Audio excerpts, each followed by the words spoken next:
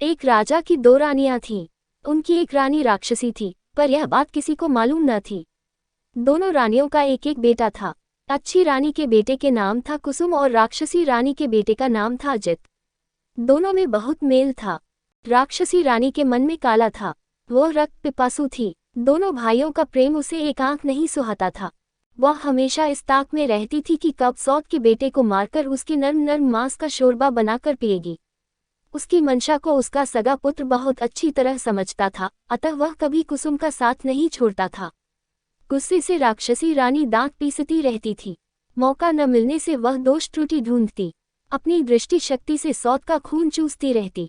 फलतः अच्छी रानी दुर्बल होती गई और एक दिन उसने बिस्तर पकड़ लिया तो 3 दिनों में उसका देहांत हो गया।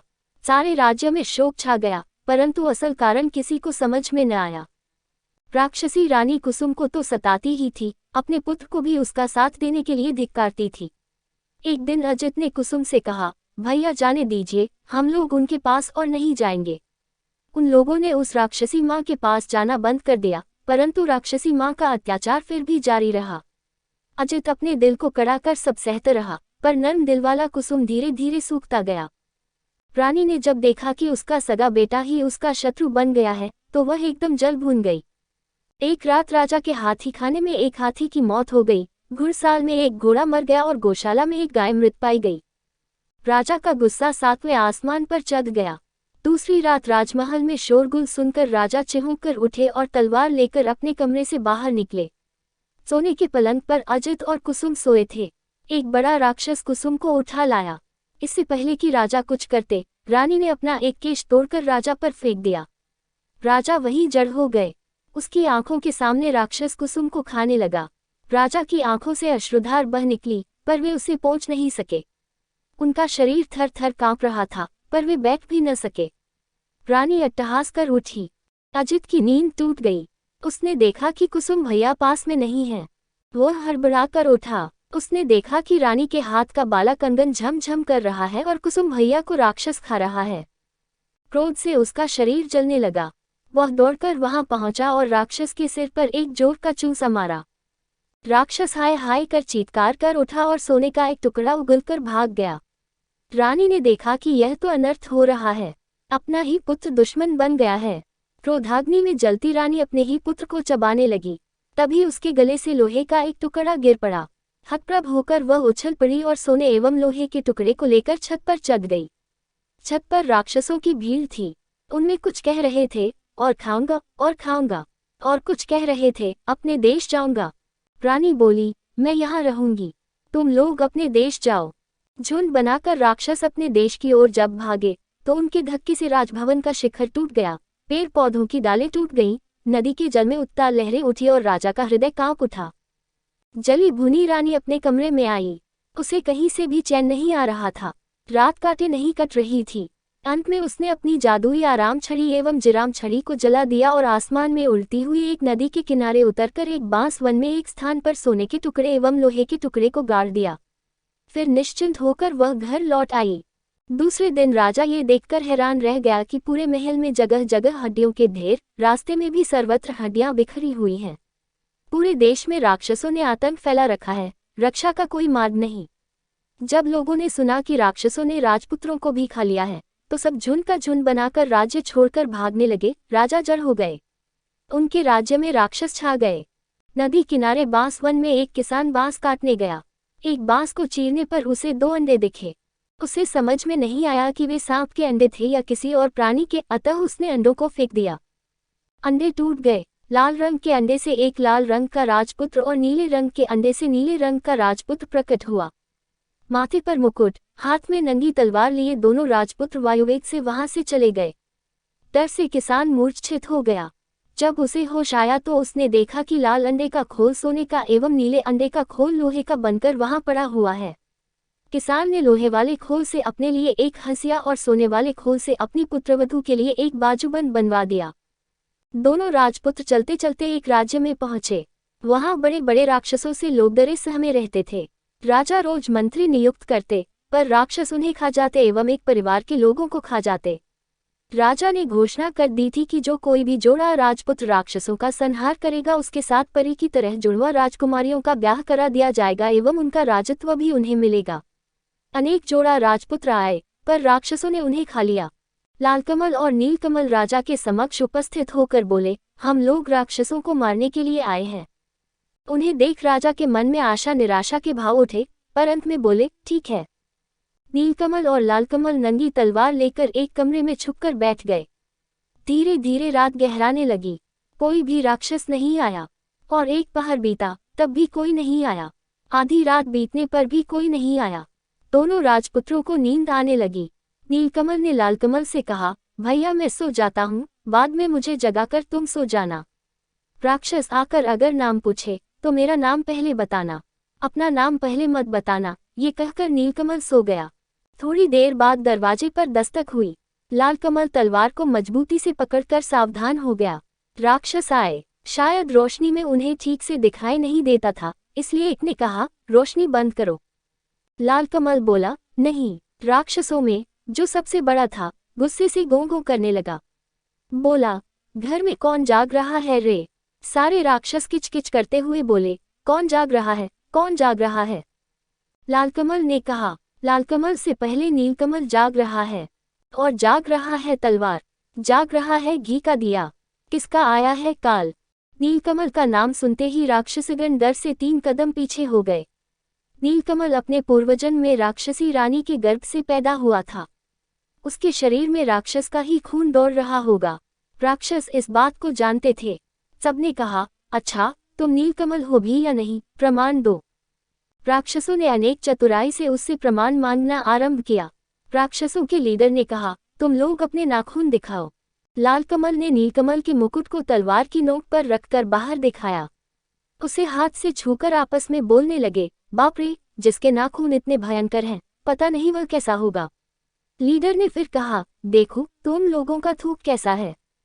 लालकमल ने तलवार द्वारा दिए के गरम घी को उन पर छिक दिया। राक्षसों के रोए जलने लगे, वातावरण में दुर्गंध फैल गई। राक्षसगण गों गों करते हुए भागे। थोड़ी देर बाद फिर आकर वे बोले, तुम लोग अपनी जीभ दिखाओ जरा। लालकमल ने अपनी और नीलकमल की तलवारों को दरवाजे की फांक से बाहर निकाल दिया। राक्षसों के लीडर ने दोनों तलवारों को अपने हाथों से कसकर पकड़ लिया और सभी राक्षसों से उसने कहा, अब मैं जीभ को खींचकर उखाड़ लूंगा। तुम लोग मुझे पकड़कर खूब जोर से खींचो। सबने जोर लगाकर खींचा। फिर क्या था, नंगी तलवार की धार से उसके दोनों हाथ कट गए और काले रक्त की धारा बहने लगी। चिल्लाते हुए सभी राक्षसों के सिरों को लांघकर लीडर राक्षस भाग गया। बहुत देर बाद लीडर राक्षस फिर कहीं से आया और पूछा, कौन जाग रहा है, कौन जाग रहा है? बहुत देर तक किसी राक्षस की आहट न पाकर लालकमल निश्चिंत हो गया था। उसे नींद आने लगी थी। उस अवस्था में उसके मुख से निकल गया, लालकमल जाग रहा है, और उसकी बातें मुंह में ही रह गई और दरवाजा तोड़कर सभी राक्षस लालकमल पर टूट पड़े। घी का दीपक उलट गया। लालकमल का मुकुट गिर गया। वह चीत्कार कर बोला, भाई। नीलकमल की नींद टूट गई। उसने देखा, राक्षस हैं। अंगड़ाई लेते हुए उसने कहा, आराम छड़ी, विराम छड़ी, जाग रहा है रे कौन? देख जरा दरवाजे पर, मेरी नींद तोड़ रहा कौन? नीलकमल की आवाज सुनते ही सारे राक्षसों की सिट्टी पिट्टी गुम हो गई। वे अधमरे हो गए। नीलकमल ने घी के दिए को जलाया, फिर सभी राक्षसों को तलवार से काट डाला। राक्षसों को मारकर हाथ मुंह धोकर दोनों निश्चिंत होकर सो गए। दूसरे दिन सुबह राजा ने देखा दोनों राजपुत्र एक दूसरे के गले में हाथ डालकर सो रहे हैं। उन्हें ऐसा लगा मानो 2 लाल अड़हुल के फूल हैं वे। चारों ओर राक्षसों की लाशें पड़ी हुई हैं। देखकर राजा गदगद हो गए। दोनों भाइयों को जोड़ा राजकन्या एवं राजपाट मिल गया। उधर राक्षसी रानी ने राजभवन में अपना आधिपत्य जमा लिया था। आई राक्षस एवं काई राक्षस नामक 2 राक्षस दूतों ने उन्हें राक्षसों की मरण कथा की सूचना दी। सुनकर रानी हतप्रभ होकर अपनी छाती पीटने लगी और बोली, आई रे, काई रे, अब तो मैं नहीं बचूंगी रे। राक्षसी रानी के कहने से आई काई दोनों राक्षस दूत सिपाही का वेश धारण कर नीलकमल एवं लालकमल की राजसभा में गए और बोले, छाती में कील, पीठ में कील, हमारे राजा को जब तक राक्षसों के सिर का तेल नहीं दिया जाएगा, उनकी बीमारी दूर नहीं होगी। लालकमल नीलकमल ने कहा, ठीक है, तेल ला दूंगा। नई तलवारों में धार देकर दोनों भाई जंगल में पहुंचे। एक विशाल बरगद के पेड़ के नीचे विश्राम हेतु बैठे। पेड़ पर एक बेंगमा बेंगमी पक्षी का घोंसला था। बेंगमी ने बेंगमा से कहा, काश कोई दयालु व्यक्ति होता जो अपने 2 बूंद रक्त से हमारे बच्चों के प्राणों की रक्षा करता। ये सुनकर लाल एवं नील ने कहा, पेड़ पर कौन बातचीत कर रहा है? हम लोग अपना रक्त दे सकते हैं। ये सुनकर बेंगमी खुशी से आहा आहा करने लगी। बेंगमा नीचे उतरा। दोनों भाइयों ने अपनी उंगली चीरकर उसे खून दिया। खून लेकर बेंगमा ऊपर चला गया। थोड़ी देर बाद सो सो करते हुए बेंगमा के 2 बच्चे नीचे उतरकर बोले, हमारे प्राण बचाने वाले राजपुत्र, तुम लोग कौन हो? हम तुम्हारे लिए क्या कर सकते हैं, बोलो। नील लाल ने कहा, हमें किसी चीज की जरूरत नहीं, बस तुम लोग जीवित रहो। बेंगमा बेगमी के दोनों बच्चों ने कहा, ठीक है, पर तुम लोग जाओगे कहाँ? चलो हम तुम्हें पीठ पर बैठाकर वहां छोड़ आते हैं। दोनों राजपुत्र उनकी पीठ पर बैठ गए। देखते ही देखते तीव्र गति से वे हू हू कर उड़ने लगे। नदी नाले, जंगल, पहाड़, चंद्र सूर्य को पीछे छोड़ वे शून्य में उड़ने लगे। 7 दिन 7 रात तक लगातार उड़ने के बाद 8वें दिन वे एक पहाड़ पर उतरे। पहाड़ के नीचे मैदान, मैदान के उस तरफ राक्षसों का देश। नीलकमल ने कुछ उड़द के दाने चुनकर लालकमल की कोंच में रखते हुए कहा, लोहे की उड़द चबाने के लिए वे कहेंगे तो इसे चबाना। उसके बाद वे आगे बढ़ने लगे। मैदान को पार करते ही राक्षसों के एक दल ने उन्हें घेर लिया और वे चिल्लाने लगे, हाउ माऊ काऊ, मानुस गंध पाउन, पकड़ पकड़ कर खाउन। उन्हें देखते ही नीलकमल ने चिल्लाकर कहा, नानी माँ, नानी माँ, हम लोग आए हैं तुम्हारा नीलकमल, गोद में उठाकर हमें ले चलो। ठहरो ठहरो, रुको रुको, कहकर सभी राक्षसों को रोककर लंबे लंबे हाथ पैर वाली विशाल जटा वाली एक बूढ़ी राक्षसी ने आकर नीलकमल को गोद में उठा लिया और मेरा नीलू, मेरा नाती, कहकर दुलार करने लगी। नानी के शरीर की दुर्गंध से नीलकमल को उल्टी आ रही थी। लालकमल को देखकर वह बोली, तुम्हारे साथ वह कौन है रे? नीमकमल बोला, वह मेरा भाई है नानी, भाई। बूढ़ी बोली, तब मानुस गंध क्यों पा रही हूँ? अगर मेरा नाती है तो लोहे की उड़द खाकर दिखाए। इसके साथ ही उसने अपनी नाक से 5 लोहे की उड़द निकालकर लाल नाती को खाने के लिए दी। लालकमल को पहले से ही पता था। उसने चुपचाप लोहे की उड़द को अपने कपड़े में छुपा लिया और सचमुच की उड़द निकालकर कट कट करके चबाने लगा। बूढ़ी राक्षसी को विश्वास हो गया कि लालकमल उसका नाती ही है। खुशी से वह गदगद हो गई। दोनों नातियों को गोद में लेकर वह दुलार करने लगी। लेकिन लालकमल के शरीर से मानुस गंध पाकर उसकी जीभ में पानी आने लगा, लेकिन अपने नाती को वह कैसे खा सकती थी? अतः दोनों को लेकर वह अपने घर चली आई। उस पूरे देश में सिर्फ राक्षस भरे हुए थे। चारों ओर राक्षस कुलबुला रहे थे। पृथ्वी से मनुष्य, जीव जंतु आदि को मारकर पूरे देश में बिखरा दिया गया था। लाल नील राक्षसों के कंधे पर बैठकर घूमते और देखते कि हर ओर मरे हुए, सड़े हुए मनुष्य, जीव जंतु बिखरे पड़े हैं। दुर्गंध ऐसी कि भूत भी भाग जाए। लाल ने कहा, भाई लगता है सारी पृथ्वी उजाड़ हो गई है। नीलकमल चुप रहा, लेकिन उसने मन ही मन ठान लिया कि पृथ्वी को अब इन राक्षसों से बचाना होगा। जब रात गहरी हो गई, तब सब निशाचर राक्षस अपने बाल बच्चों के साथ साथ समुद्र पार सभी राज्य में उत्पात मचाने, मनुष्य जीव जंतुओं को मारकर लाने के लिए चले गए। तब नीलकमल लालकमल को साथ में लेकर राजमहल के दक्षिण की ओर स्थित एक कुएं के पास पहुंचा। वहां उसने लालकमल से कहा, भैया मेरे कपड़ों को पकड़ो। कपड़े देकर नीलकमल कुएं में उतरकर एक तलवार और एक सोने का डिब्बा लेकर बाहर निकला। डिब्बे को खोलते ही जीवन काठी एवं मरण काठी नामक एक ततैया और तयई बाहर निकले। जीवन काठी में राक्षसों के प्राण एवं मरण काठी में उस रानी राक्षसी के प्राण बसते थे। नीलकमल ने जीवन काठी को अपने पास रखा एवं लालकमल को मरण काठी थमा दिया। जब दोनों ततैयों के शरीर में हवा लगी, तब राक्षसों को घबराहट होने लगी। पृथ्वी पर जड़ पड़े राजा के देश में राक्षसी रानी नींद में लुढ़क गई। पृथ्वी पर गए राक्षस तेज कदमों से नदी पर्वत लांघकर लौटने लगे। ये देख नीलकमल ने जीवन काठी ततैये के 2 पैरों को तोड़ दिया। सारे राक्षसों के दोनों पैर टूट गए। राक्षस दोनों हाथों के बल पर तेज गति से आने लगे। ये देख नीलकमल ने ततैये के बाकी दोनों पैर भी तोड़ दिए। सारे राक्षसों के दोनों हाथ कटकर गिर गए। हाथ नहीं, पैर नहीं, फिर भी सारे राक्षस हाउ माऊ काऊ, 7 शत्रुओं को खाऊं, कहते हुए लुढ़कते हुए आगे बढ़ने लगे। तब नीलकमल ने तलवार से जीवन काठी नामक उस ततैये के सिर को काट दिया। इसके साथ ही सारे राक्षसों के सिर कटकर लुढ़कने लगे। बूढ़ी राक्षसी का सिर छिटककर नीलकमल और लालकमल के पास आकर गिरा। नीलकमल और लालकमल ने उस बूढ़ी राक्षसी के सिर को एक नए कपड़े में बांधा और मरणकाठी नामक ततैये को सोने के डिब्बे में डालकर बेंगमा बेंगमी को पुकारा। 3 माह 13 दिनों के बाद दोनों भाइयों के पैर अपने देश में पड़े। सर्वत्र उनकी जय जयकार होने लगी। नीलकमल और लालकमल ने कहा, कहाँ है वे सिपाही लोग, दवा ले जाओ। लेकिन वे तो सिपाही नहीं, राक्षस थे। वे लोग उसी दिन मर गए थे।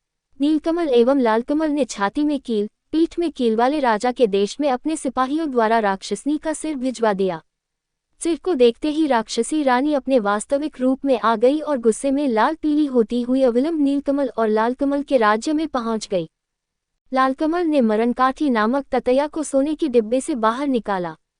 उसे देखते ही राक्षसी रानी के प्राण उड़ गए। राक्षसी रानी के मरते ही जड़ हो चुके राजा का रोग भी दूर हो गया। स्वस्थ होने पर राजा ने सारे राज्य में ढोल पिटवाया। प्रजाजनों ने आकर पूछा, हाय, हमारे राजकुमार अजित और कुसुम कहाँ हैं? राजा ने भी दीर्घ श्वास छोड़ते हुए कहा, हाय, कहाँ है मेरे सुपुत्र? तभी राजभवन के बाहर ढाक ढोल बजने लगे। थोड़ी ही देर में नीलकुसुम एवं लालकुसुम एक दूसरे के गले में हाथ डाले राजा के सम्मुख उपस्थित हुए। राजा ने पूछा, क्या तुम लोग मेरे अजित और कुसुम हो? प्रजागण एक स्वर में बोले, हाँ हाँ, यही हमारे अजित और कुसुम है। उसके बाद दोनों राज्य एक हो गए। नीलकुसुम और लालकुसुम लीलावती और लीलावती के साथ दोनों राज्यों में शासन करते हुए सुखपूर्वक रहने लगे।